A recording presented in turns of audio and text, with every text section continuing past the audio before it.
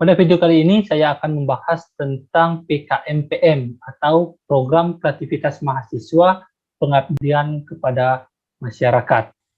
Nah, bagaimanakah cara membuat PKMPM? Jadi simak video ini sampai selesai. Oke?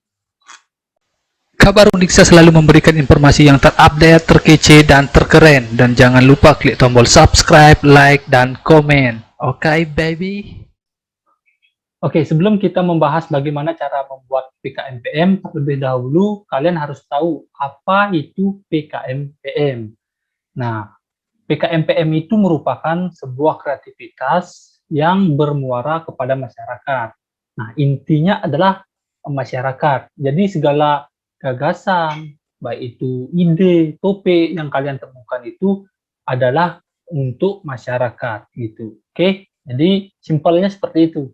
PKMPM itu intinya adalah masyarakat. Tuh. Nah, setelah tahu bahwa PKMPM itu adalah untuk masyarakat, nah selanjutnya kita harus tahu juga masyarakat seperti apa yang bisa masuk di dalam bidang PKMPM. Nah, jadi masyarakat yang bisa masuk dalam bidang PKMPM ini adalah masyarakat non-produktif atau masyarakat yang tidak memiliki penghasilan atau penghasilannya rendah. Misalnya ibu rumah tangga, ataupun mungkin anak-anak petani dan lain sebagainya. Petani ini juga ada golongannya ya, kalau misalnya petani sawit atau petani yang sudah kaya nggak termasuk, tapi petani yang misalnya masih rendah itu bisa masuk di dalam bidang PKMPM. Setelah tahu PKMPM itu adalah intinya pada masyarakat, terus masyarakatnya kalian sudah tahu jenisnya seperti apa, selanjutnya kalian bisa menentukan topik atau gagasan yang akan kalian jadikan sebagai PKMPM. Nah, keyword dari PKMPM ini biasanya ya itu adalah pelatihan, pemberdayaan, pendampingan, dan juga pelatihan, pemberdayaan, pendampingan, dan lain sebagainya.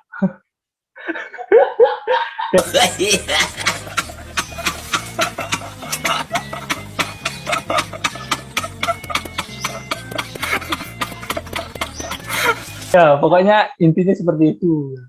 Itu ada pelatihan, pendampingan, pemberdayaan, dan lain sebagainya. Nah, setelah kalian tahu itu, baru kalian membuat PKMPM. Nah, sebelum membuat PKMPM, kalian tentukan dulu strukturnya, baik itu pendahuluannya, terus bab 1 ya, kemudian bab 2, bab 3, dan bab 4-nya.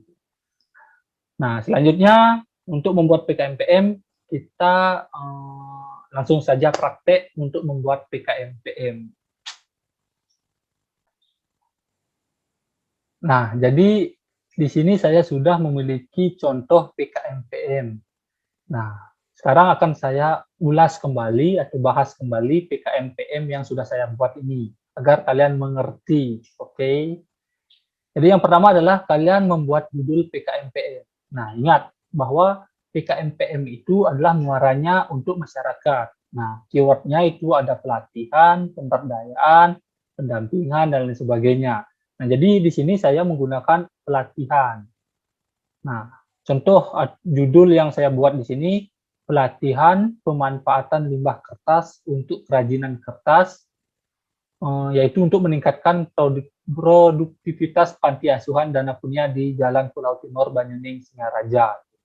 Jadi di sini ada pelatihannya, yaitu keyword dari PKMPM, terus apa yang akan kita lakukan, atau pelatihan apa yang akan kita lakukan. Nah, di sini saya membuat limbah kertas ini untuk kerajinan kertas, dan paling penting adalah masyarakatnya. Jadi masyarakatnya di sini adalah panti asuhan Dana Punya, ya. Nah, itu harus judulnya harus mengacu 3 poin itu. Yang pertama adalah pelatihan ataupun pendampingan ataupun pemberdayaan. Yang kedua adalah kreativitasnya atau inovasinya. Inovasinya yaitu limbah kertas untuk kerajinan kertas, dan yang terakhir adalah masyarakatnya siapa. Itu harus jelas masyarakatnya dan detail. Di sini saya menggunakan panti asuhan. Selanjutnya baru kita membuat bab satunya. Jadi di sini strukturnya ini salah ya, ini karena masih lama. Jadi jangan hiraukan strukturnya. Di sini harusnya bab 1. Bab 1. Nah, untuk penulisan bab satunya di sini mungkin salah ya. Nanti silahkan kalian perhatikan di pedoman yang sudah disediakan. Nah, jadi fokusnya adalah pada isi ya, pada isi ini. Nah, karena di sini saya membahas tentang pelatihan pemanfaatan limbah, jadi pada pendahuluan saya membuat tentang limbah. Jadi saya menjelaskan limbah terlebih dahulu. Jadi limbah di sini saya uraikan, saya jelaskan. Kalian boleh mencari referensi di internet. Limbah merupakan sumber daya alam yang telah kehilangan fungsinya, dan pokoknya di sini pembahasannya tentang limbah. Nah, di sini ingat, kalau kalian mencari di internet, referensi di internet, ingat referensinya di sini atau citasinya ya. Jadi citasinya harus kalian cantumkan di sini gitu. Nah, kalau sudah kalau sudah membahas limbah, selanjutnya adalah bagaimana limbah ini akan diolah menjadi sebuah kerajinan. Nah, kalau limbah diolah menjadi kerajinan, itu namanya daur ulang. Jadi kita bahas tentang daur ulang di sini. Oke, nah daur ulang. Selanjutnya adalah limbah itu kita daur ulang. Nah, limbah apa yang akan kita daur ulang? Itu adalah kertas, limbah kertas. Jadi kita juga bahas kertas. Nah, jadi boleh saja limbah di sini. Setelah limbah kalian bahas kertas. Setelah kertas kalian bisa bahas daur ulang. Itu silahkan dengan kemampuan kalian untuk mengolah kalimat-kalimat yang kalian pahami gitu.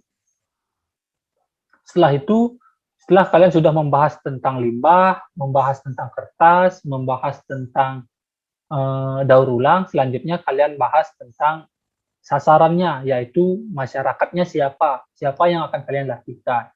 Jadi saya di sini membahas tentang panti asuhannya. Panti asuhannya terletak di Kabupaten Buleleng, terus berapa banyaknya panti asuhan tersebut, bergerak di bidang apa, itu kalian bahas di sini.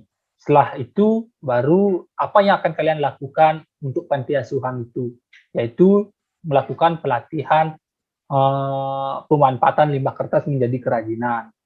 Cukup segitu aja bab satunya udah selesai dah. Itu simpel sekali membuat bab 1 pendahuluannya. Itu idealnya itu kalian buat 2 halaman saja untuk bab 1 atau pendahuluannya. Selanjutnya adalah rumusan masalah. Nah, rumusan masalah di sini adalah bagaimana proses pelatihannya. Nah, sederhananya seperti itu. Bagaimana proses pelatihan pemanfaatan limbah kertas menjadi kerajinan tangan di panti asuhan ini. Gitu. Terus bagaimanakah hasilnya? Nah, seperti itu rumusan masalahnya.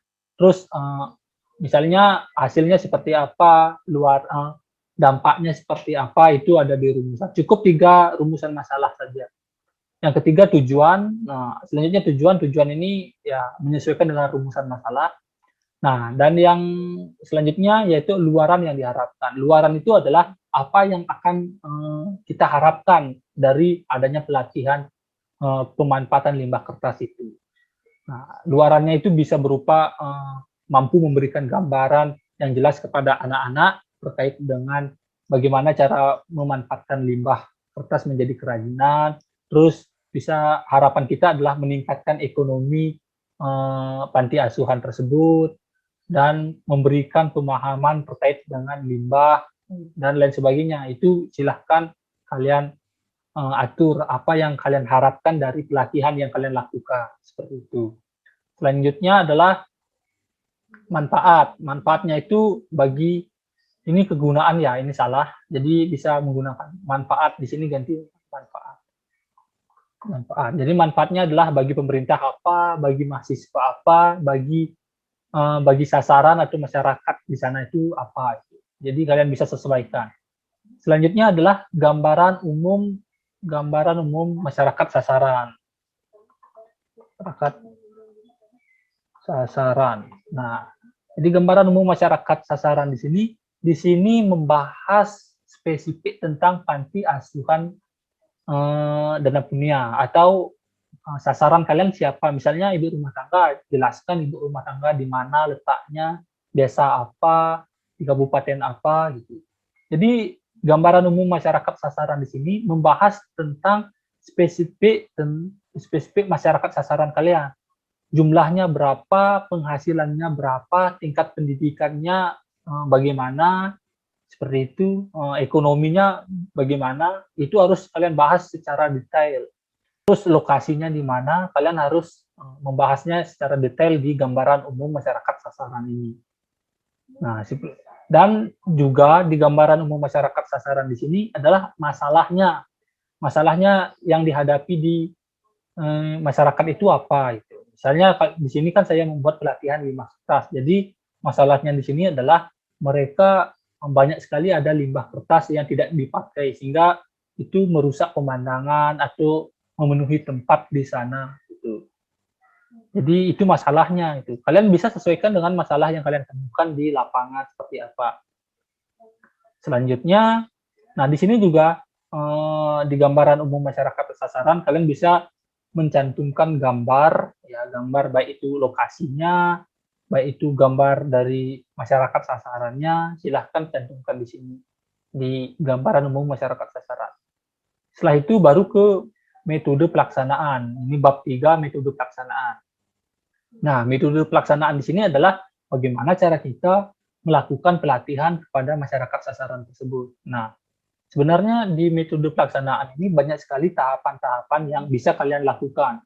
Nah, misalnya saya di sini menggunakan observasi, wawancara, dan ada tahap pelatihannya. Tahap pelatihannya di sini juga ada misalnya tahap pelatihan, praproduksi, tahap pelatihannya, dan evaluasi. Misalnya seperti itu. Dan banyak sekali sebenarnya. Kalian bisa cari referensi di internet.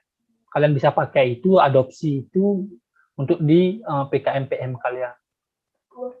Kalau sudah selesai di metode pelaksanaan, selanjutnya di bab 4. Itu. Bab 4 itu kan anggaran biaya dan jadwal pelaksanaan.